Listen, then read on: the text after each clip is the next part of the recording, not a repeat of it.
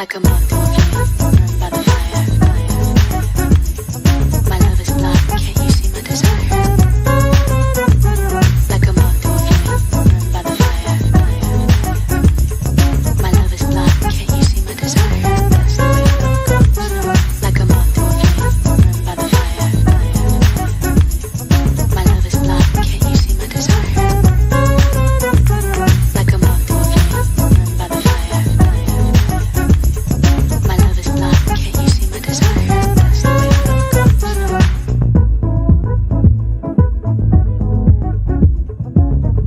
Like a moth to a flame, burned by the fire. My love is blind, can't you see my desire?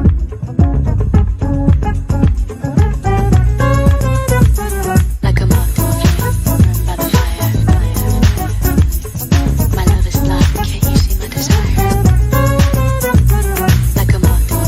burned by the fire. My love is blind, can't you see my desire? That's the way love goes. Like a moth to a flame, burned by the fire. My love is blind, can't you see my desire? Like a moth to a flame, burned by the fire. My love is blind, can't you see my desire? That's the way love goes. Like a moth to a flame, burned by the fire. My love is blind, can't you see my desire? Like a moth to a flame, burned by the fire. That's why I brought up ITP, honestly, is because there's a lot of effort going into that from thankless, nameless people. And they've put a lot of effort into it. I think it'd be a waste to not give it a chance at least. You mentioned that in a very short number of months, you've been able to go from 0 to mixnet. So I've had this in the back of my mind for quite some time, but I never put it down on paper, not really paper, but into like the concrete. I started with a protocol specification and I wrote down how the entire thing would work on like a very, very detailed level. As in down to like examples of packets that would exist. And the first thing I did was after I got the protocol spec down, I iterated over that and I made a very basic reference implementation. And by doing that, I found out very fast that my wire protocol was horrible. So I replaced it with UTP, which is uTorrent protocol. It's basically UDP, well, not really UDP. It's more like it's TCP over UDP, if that makes any sense. Okay. If anyone knows the networking stuff about that, it's just implementation detail. Anyways, so at this point, it is mostly working. It is kind of buggy and unstable because of just outstanding bugs, but effectively what it provides right now is an IP interface that allows you to talk to hidden services on the network, or snaps as we call them. I use the term hidden services internally because that's just what I know in my brain that sticks. It also, I think that's a very useful definition as well. Yes. I think snaps at first, for most people, it comes across as a marketing term. When I first read the white paper for Loki, my first thought was like, cool, so like dApps, but not. Let's define this a little bit more thoughtfully, or maybe, just more usefully. Hidden services make sense to me.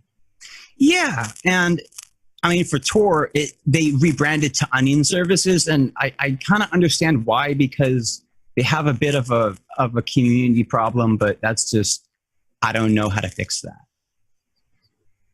Okay, awesome. So then you've been working, and if I heard you correctly, essentially you've been able to shoehorn TCP into UDP is what I thought I heard. Am I picking up what you're throwing down? Yeah, it's effectively TCP, but implemented inside of UDP so that you have only one open file and you just blast UDP packets back and forth. Got it. Okay, very cool. And you mentioned prior that you looked at a couple of other possible ways of making it work, and your initial wire you weren't happy with. Well, my initial internode communication protocol was just, I rolled my own and it was just bad. And I just decided I won't do that again. That's just a bad idea. But it worked good enough on loopback, but when you wanted to go on to like the internet, it was really, really, really horrible. So I just, the good thing about how I designed my protocol thing is that it is effectively the OSI stack. Like you're using the internet as a layer 1 effectively. Okay. Yeah. If you're familiar with the OSI stack. If not, then I'll just not use that analogy. No, it's fine. I'm not super familiar with it, but with crypto and with blockchain in particular, you're always talking to a mixed audience. You know what I mean? Okay. So yeah, being able to throw out useful references is useful for a lot of the audience. So sure. So what kind of demographic am I talking to though? I'm curious. Yeah. So I appreciate that you asked. So tonight's show goes out to the R cryptocurrency subreddit. They have a brand new YouTube channel, and the purpose of this show, it's called the Friday Standup Meeting with Seth Estrada. It is only semi-technical in nature because the core audience of R cryptocurrency, it's about 750,000 people, couldn't possibly all be developers. Got it. Mostly crypto enthusiasts. Some of them are more into price action. My core audience that I'm bringing over to our cryptocurrency, a lot more into mining. And so we're very much into IT, but not all of us are super into networking. Not all of us are super into development. However, a lot of us dabble. Because working in IT, you have to know enough to make sure that you're not getting, you're not letting your guard down in terms of security. Yeah, you don't want to have to like defer to like a contractor to figure out how to turn it off and on again, basically. Right. So that's the core audience. It's primarily miners, but they've been hearing me say for the last several months, like, hey, we need to get used to the idea of providing, like generating a little more intrinsic value outside of hash rate. Like hash rate is not inherently meaningful to anybody else. It's almost meaningless. Like if you didn't have crypto coins, it would mean nothing. Exactly. It would just be like, oh, I have this really beastly Beowulf cluster that does lots of hash power. Yeah, and right. So fun fact, I'm not very much of a coiner. I see it as a utility for what I'm doing. And I do use Bitcoin. I do have some Bitcoin, and I use it to pay for like my VPS, and that's it. I don't really trade it. I don't really follow the price. I just need to know what the price is, so when I transact with it, I know how much I'm getting boned. It's a great way of framing it, especially recently where it's like, well, today, thankfully, not so much. Last 48 hours have been exciting. It's been up and to the right, but still, I hear you. Yeah. I run an e-commerce shop where I do a crypto plugin, and I had this poor guy. He paid me.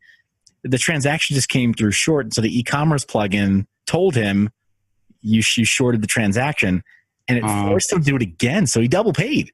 Oh, that sucks. Yeah. Oh, I mean, we resolved it. That's the other nice thing is that, but the whole idea is you don't want to have to, you don't want to have to deal with trusted actors. You want to be able to transact and not worry about, trusting refunds and all the rest. That's the cool thing about Loki, though, is that they provide something that's tangibly useful to mixnets. And that really caught me off guard. Initially, when they approached me, I was like, oh, this is just a crypto coin. But it's actually really fascinating what they've made. It's actually solves an ongoing problem in mixnets, which is Sybil. Well, not really solves. It makes it much, much easier to address. And it provides a very rich tool set for someone making a mixnet to basically make a decentralized directory authority. Very cool. Which is very desirable, I would argue. So in ICP, the lack of a directory authority really makes it just incredibly slow. Because I've got a couple of brothers who are full stack developers. I apologize for the interruption. Oh yeah, go ahead. When we talk about development, which for me is not something that I do, but for them it's an everyday thing, right? They talk about like, distributed file systems and databases sounds like a really bad day, actually, for development. It sounds like such a headache. So yeah, anytime that there's a crypto project that is saying like, no, we want to add real functionality on top of blockchain, I'm like, prove it. Yes, and I think what Loki's going to provide with the service nodes is something that is very useful for what I'm doing at least. And I think that you could probably find other use cases for a decentralized public key infrastructure verification framework. That's like really, really useful for many other things. Like, what would an example be? Maybe you want to have proof that you, I don't know. I'm trying to think of how you could shoehorn SSH into this. Like with SSH keys verifying some, I don't know. Like the idea would be you stake your SSH key and somehow that would do something. I don't know. But yeah, no, there's definitely room. That's a nice thing. There's room for innovation right now. Not just. I mean, there's room for an iterative approach too. That's why there's so many coin forks. They're going to iterate past the last one, or maybe they claim they're going to iterate past the last one. Yeah. Well, we'll see. We'll see what other useful things people come up with for using service nodes for. But for now, it solves a very, very real problem in anonymity networks, which is the collusion kind of element of it. And Loki's service nodes are, if we can get them to work the way I want them to work, not the way I want them to work, if we can get them to function the correct way, in such that we can detect attacks on the network and then have them mitigated autonomously, that would be really great. So you don't have to have like a human intervention from like a directory authority runner person to like kick out a relay like they do in Tor. You don't have to get all the directory authorities to agree on that. It's just you detect an attack, you verify that it's an attack, and you kick them out. Or not kick them out, you vote them out. Nice. Well, let me ask you, as far as so I2P, pardon my ignorance, I'm not super familiar with the I2P project or protocol. Other than when I spoke with Simon, he mentioned it and I read it in the white paper. It hadn't ever hit my radar before. And it sounds like this is really, this is kind of the technology that you wield most skillfully within their team. Is that about right? Yeah. I mean, if you can call it wielding at all. So, well, enlighten us. So I2P came out of Freenet in like 2003 as a way to, it came out of a Freenet flame war. If you're familiar with Freenet, are you? I'm not familiar with Freenet. Okay, so Freenet was the original anonymity network, in my opinion. It was a friend-to-friend, effectively data cache. The idea is that you insert a file into Freenet and it stays there forever. And you can seed it, you can download it, you can share it, and it just stays there. It's a very fascinating technology. But also truly terrifying from a federal law enforcement perspective. Oh boy, yeah. And it's slow. So I2P was made because someone disagreed about how routing worked on Freenet. They wanted to do it differently. And what ended up happening is they merged with another project called IIP, which was Invisible IRC project. Then all this other junk happened, and then they came up with I2P. I2P is effectively a anonymous network layer that, oh, what the, are you fucking, what happened? Oh, oh, that was my screensaver. That was scary. Wow. God, that was dark. Well, anyways, let me do a quick screen share, and that way we know that we'll know for sure. There we go. We'll know for sure that you got something. Yes, there we go. And if it's better, I can create another tab where we search for. Let me tweak my webcam because it's kind of weird now, because it's like it's got a really weak thing on it, and it's just really janky. Okay, it's probably fine. So there's getI2P.net. Yeah, it's getI2P.net. That's the site. Okay. There's a backdrop. So this is the world I come from. I2P is effectively, it's written in Java, so that's kind of an off-putting thing. I'm sure for some, but for others, they realize that it's kind of a necessary evil of the modern development world. Hasn't gone away yet. Yeah, it hasn't gone away yet. So I2P is the world I come from. It's a niche. It's basically if Tor was if everyone was a relay in Tor and everyone had God, what's a good way to put it? Everyone's relay and everyone's routing traffic and everyone. Well, it's old. That's the thing, and it's a really cool project that needs a lot of help, I think, and it's worthy of help, I think. And I actually helped write the NTCP2 stuff. If you see the news and updates, my handles in the authors of that. But so how to put it? I2P is old and it has a lot of problems with some of the cryptography being hard to upgrade. And the reason why I even made LOKINET or LARP, as the protocol is called LARP, LLARP, low latency anon routing protocol. Yeah, we gave Simon and Josh some grief over that when they revealed it to us on our last interview. But are you the party to blame? Did we totally miss up? Oh yeah, that was my acronym I made because So actually, the reference implementation was going to be called Wizard, which is an acronym as well for WAN Internet Zero Anonymity Routing Daemon. But okay, first off, kudos for making that work, because other people would say like Wizard and they try to shoehorn something in that like totally didn't make any sense at all.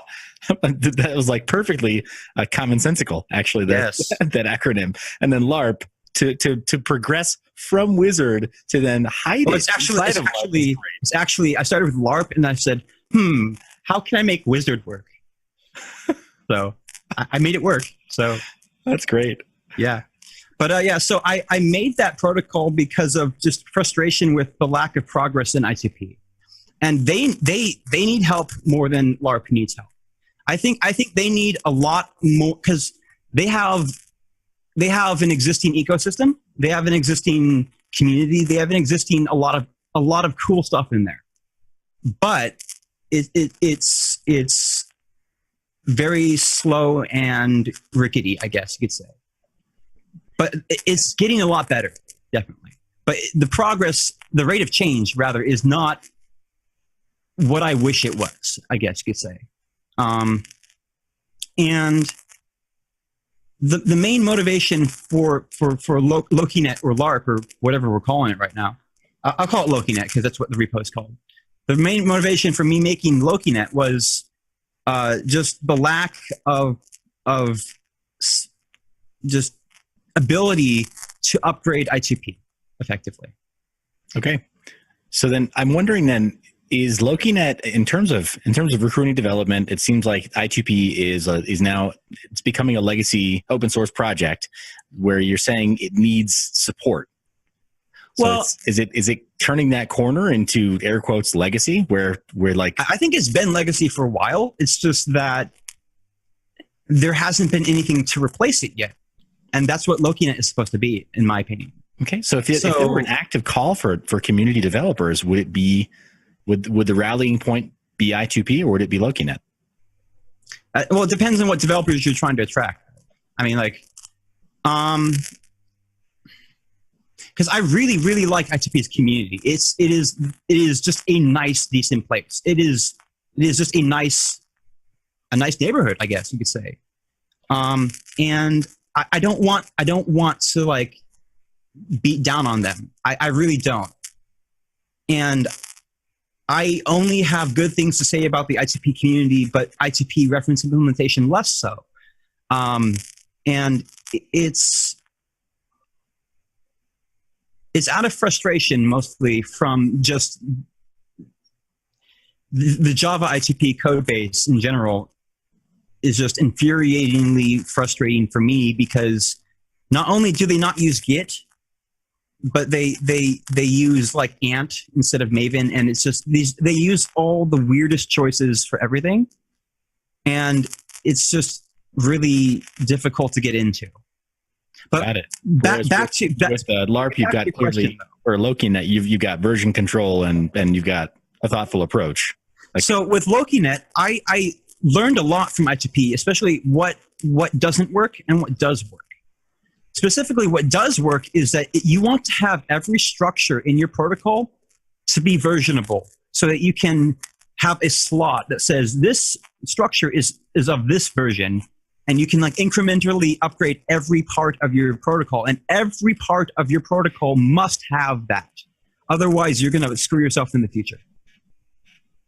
And that's just an implementation detail that's good to know if you're making a protocol. Make sure that you can have protocol upgrades trivially.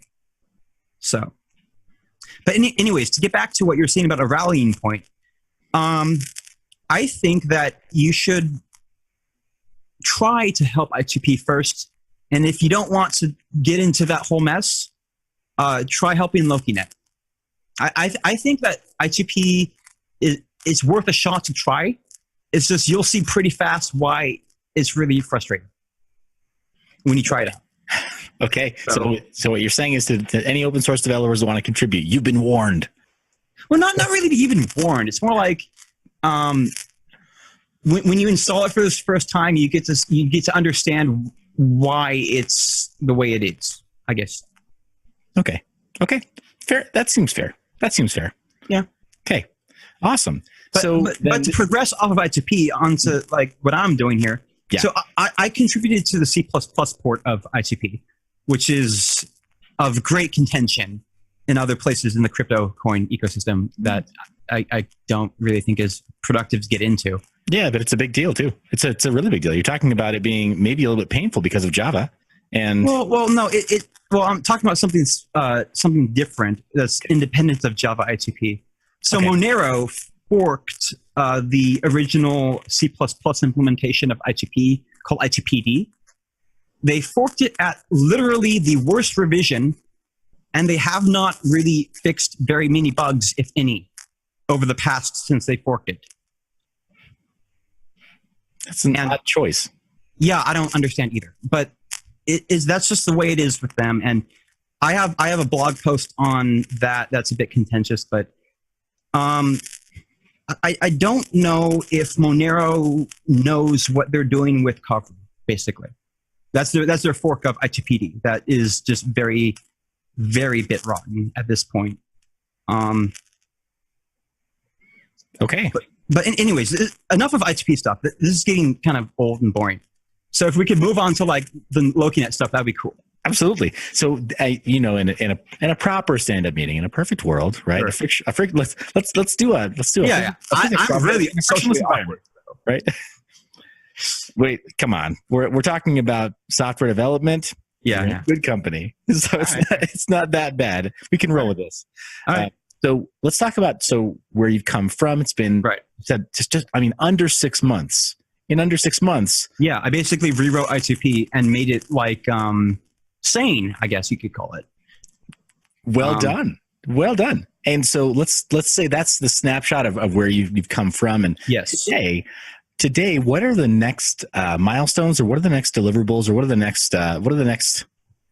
next public milestone that that anybody who's paying attention to your development work or to the Loki development team's work on LOKINET, what should we look forward to? You should look forward to the moment that I do the next release, which is probably going to be Monday. I don't know. I need to squash a bunch of bugs, and then I'll put out a release candidate for LOKINET. The Windows port isn't quite there yet, but if you have a Unix like Mac OS, or you have Linux or something, I need to turn off my screensaver or move my mouse around or something. I don't know. No, yeah. So I guess you could star the LOKINET repository and just wait for the next release candidate. And if by then I should have the documentation in working order. As far as Windows executables go, I need to poke the guy that's working on the Windows port. He's being distracted by other like game dev stuff, but at the moment it works, kind of. And the caveat on the kind of is that it works sometimes, Other times it does not. And it's completely dependent on factors that I do not understand at the moment. There's an open bug in which the relays do not want to connect to each other, and I need to debug that. And it's just driving me crazy. It happens every 6 hours or so, and because it happens so infrequently, it's hard to catch. It happens when I go to bed, basically, and I don't know exactly what code path it happens on, but we'll figure it out. Yeah, no, that sounds infuriating to be honest. Yeah, it is. It is just like suddenly I go to sleep and wake up, nothing's working anymore, and I don't know why. No, it's I was looking at some code paths and I found one really stupid bug where I break out of the event loop if there's just a single error and it doesn't continue from the event loop, and it's just, why did I do that? Where can I send the link to for you to get that? Is there like a chat bar in here, or? Yeah.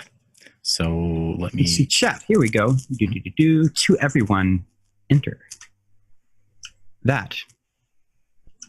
All right. This is what I'm working on right now. There's nothing very interesting to the end user right now.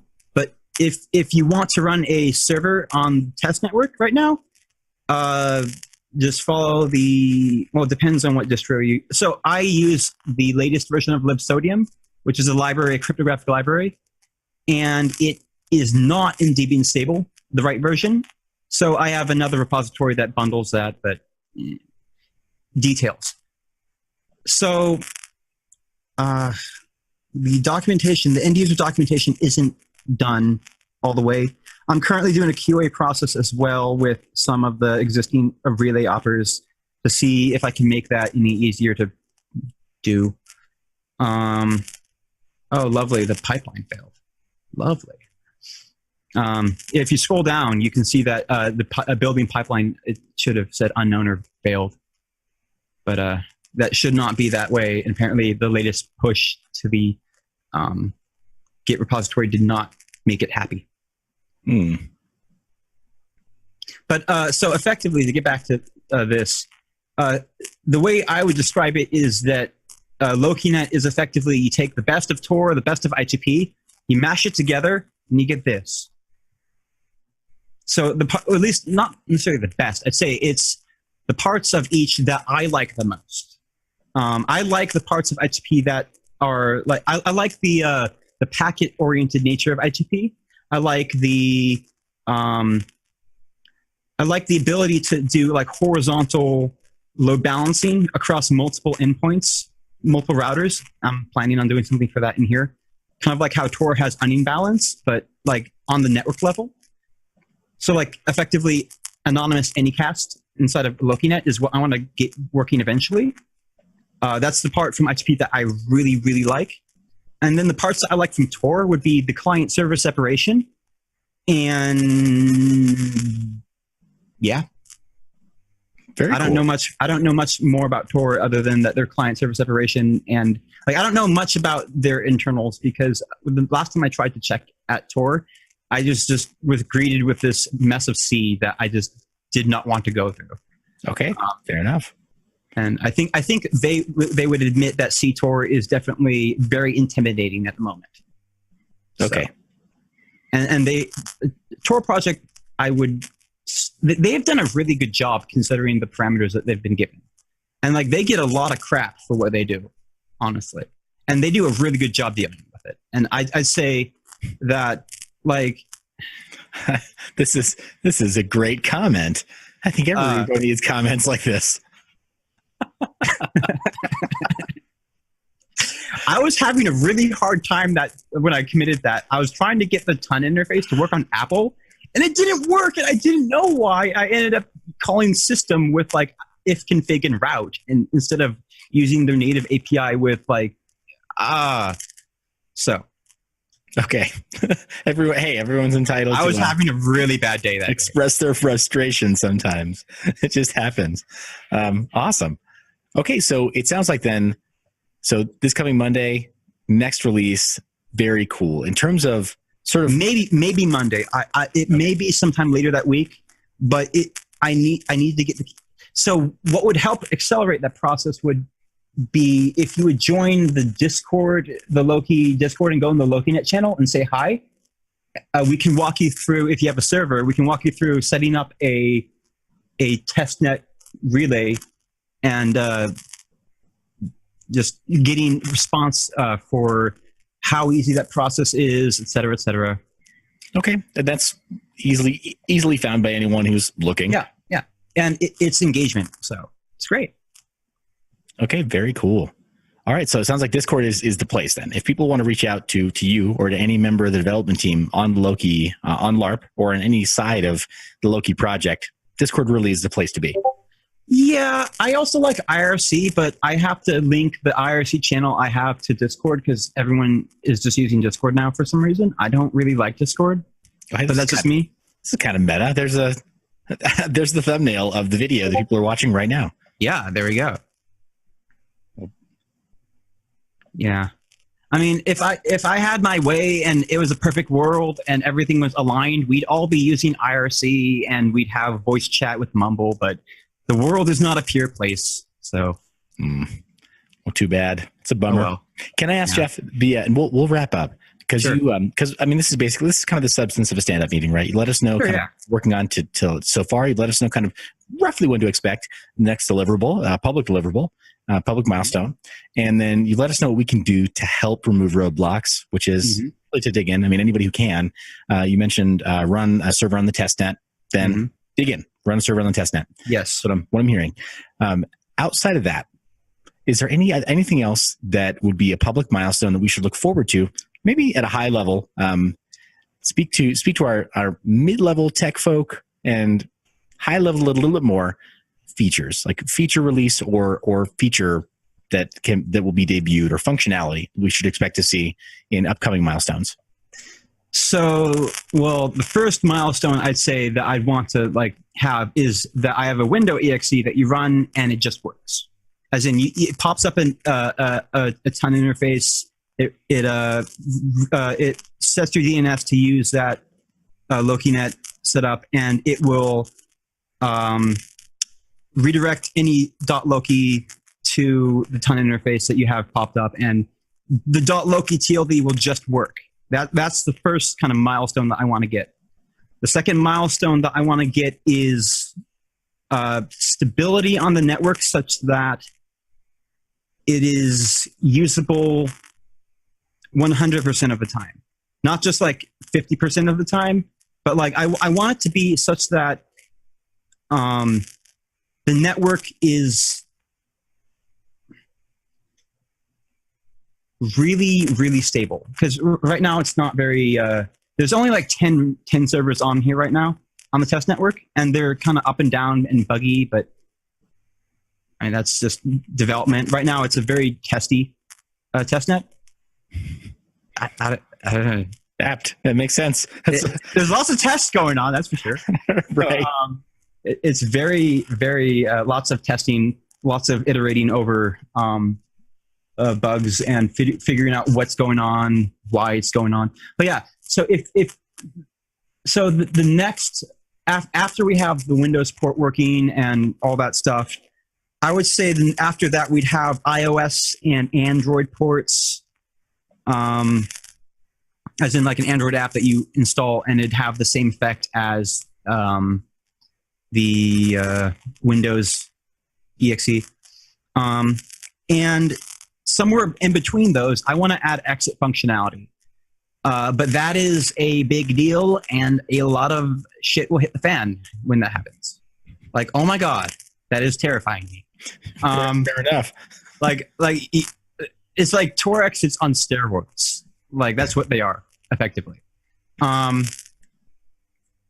Cool. So, and then, I mean, as far as managing expectations here, we got a while. It sounds like you said you got some other things that you want to iron out, other bugs you want to iron out before. But I think now is the time if you want to get involved in the development process or not necessarily the development process, but if you want to get involved in some way, join the Discord, say hi in the LOKINET channel, and we'll go from there and see what we can do to get you involved. And I mean, there's places for all skill levels, I think.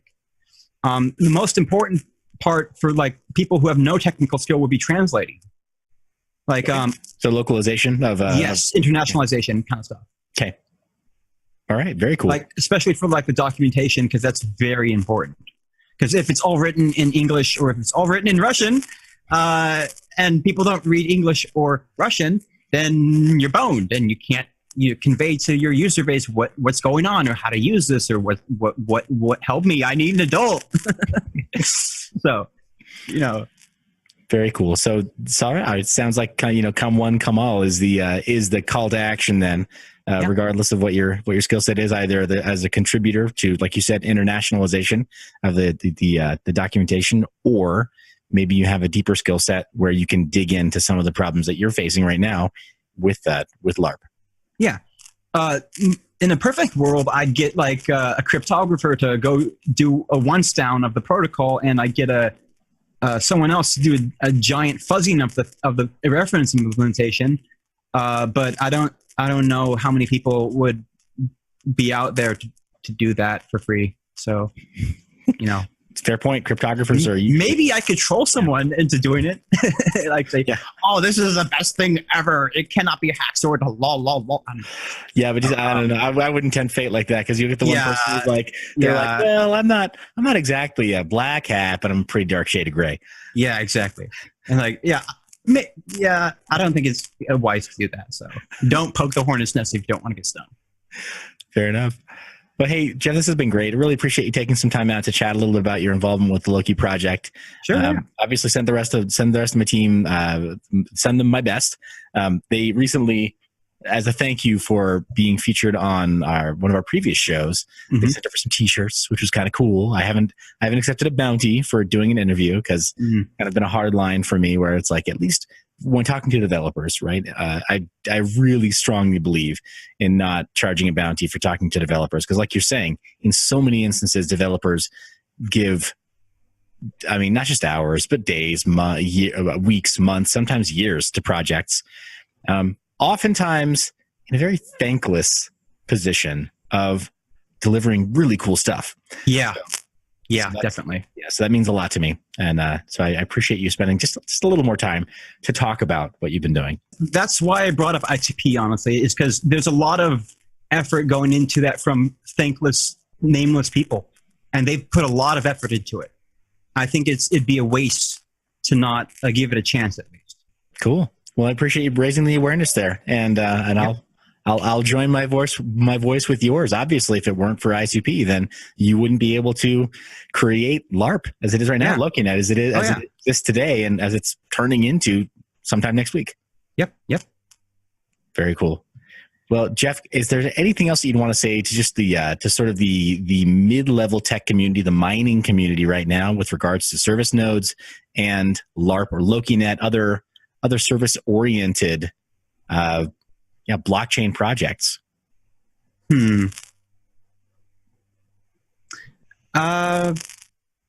Don't be afraid to get your hands dirty when it comes to making something new.